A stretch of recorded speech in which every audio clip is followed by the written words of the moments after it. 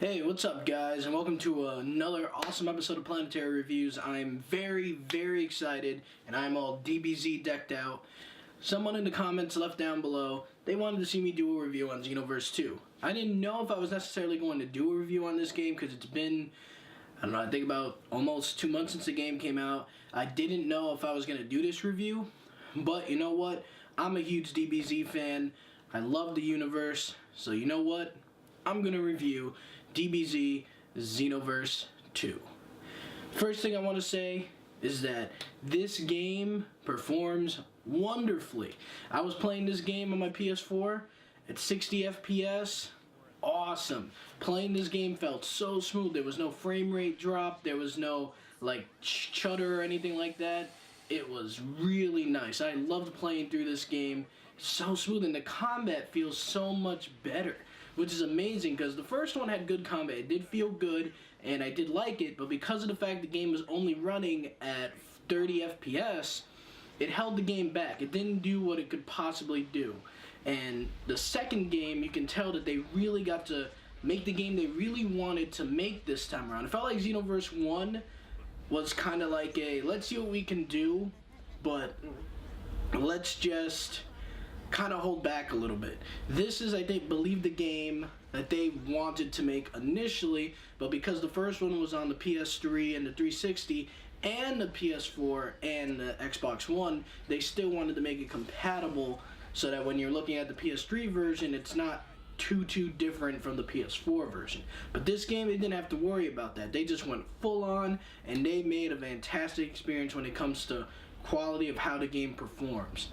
Next thing I'll talk about is that they did improve a lot of things that we as the fans wanted. The first thing they improved on is that the hub world is so much bigger than the original. Canton City is so much better. It's huge. It has different districts. It has a Namekian district. It has a desert district. It has a city district where you could go to the school and learn how to fight and everything and train a little bit. And that's also where you take your assignment test to become different levels of mastery, so you can learn different things from every master in the game. They have the time machine district, which is where you go to get your parallel quests and everything. And then they have the item shop district and the accessory district where you can buy all your items, buy any kinds of clothing you want.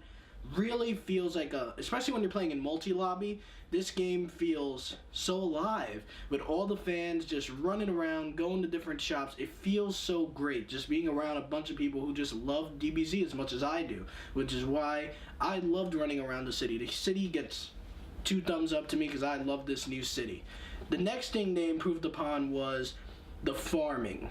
We, in the first game, remember, if you wanted a certain item, a certain transformation, you had to sit there for hours and hours. If you were lucky, it would just drop that first time, but half the time that's not the way it would work. We all remember we would have to try our very best to try and do the same exact thing to make the ultimate ending of the mission pop up.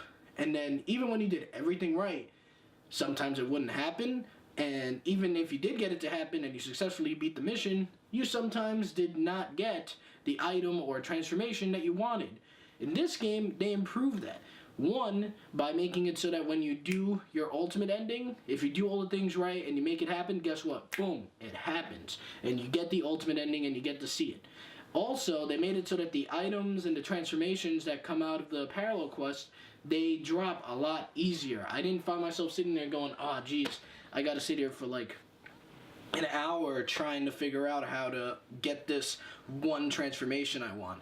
No, in this one they drop a lot more frequently and it feels good. You don't sit there and feel like you've been wasting an hour just to get this one thing you've been looking for. Let's say you are having trouble though, and you are sitting there and you're just kind of unlucky, which odds are you won't be. I get my items pretty easily and so do a lot of my friends. But let's say you're having some bad luck and you just can't get this item to drop.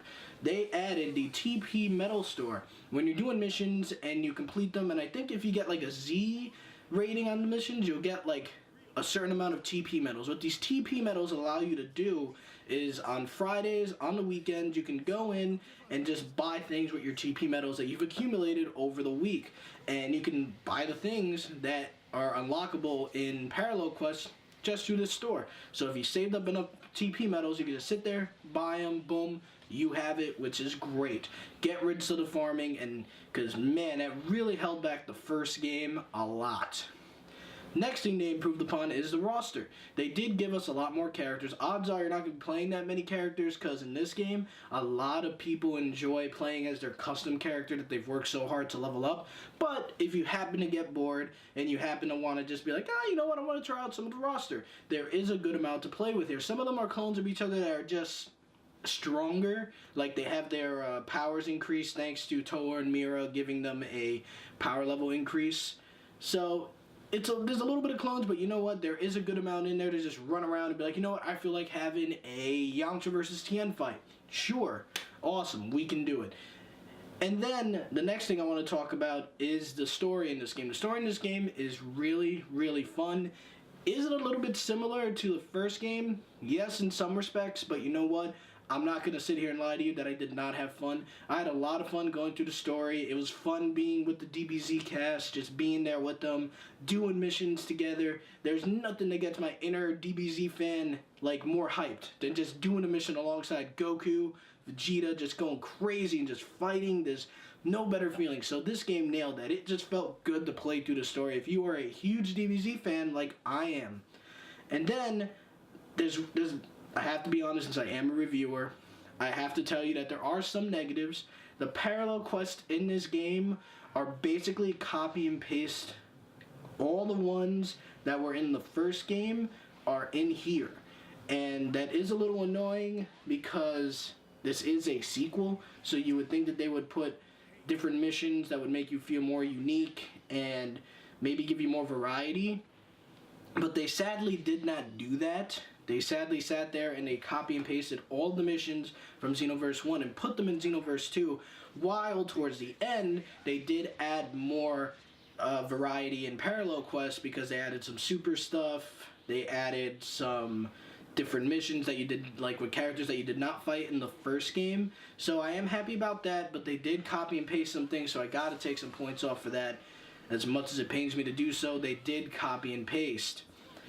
But overall, this game is a fun package. It is a fun DBZ. Like, if you're a huge fan of DBZ like I am, this is a game that you're going to pick up regardless. You do not care about some of the mistakes that they made. You will play it and just have a great time. I mean, hell, I picked up the $150 version of this game and I did not feel bad about it. I felt fantastic when I got it. I got that statue, which is awesome, by the way, and I felt great. I love this game, but how could I forget? There's one more complaint I gotta say. While they did add a lot more transformations to the game, I have to say that they did mess up on the giant. It did feel weird playing as a giant in this game. I didn't really enjoy it, but that's really a small negative overall. But with this game, I would say if you're a huge DBZ fan, go ahead. Pick this game up right away, you already have. But if you're not, wait for it to drop down in price and then pick it up and play with your friends. But overall, guys, this game gets a solid B from me. I loved it. It was a great time. I hope you guys loved it as well. Tell me what you guys thought in the comments below. I would love to hear your comments. And I do not know what my next review is, but I will promise you that it's going to be Resident Evil 7 and then Kingdom Hearts 2.0 are going to be my next two video game reviews, so stay tuned for that. But until next time, guys, thank you so much for watching and have a great day.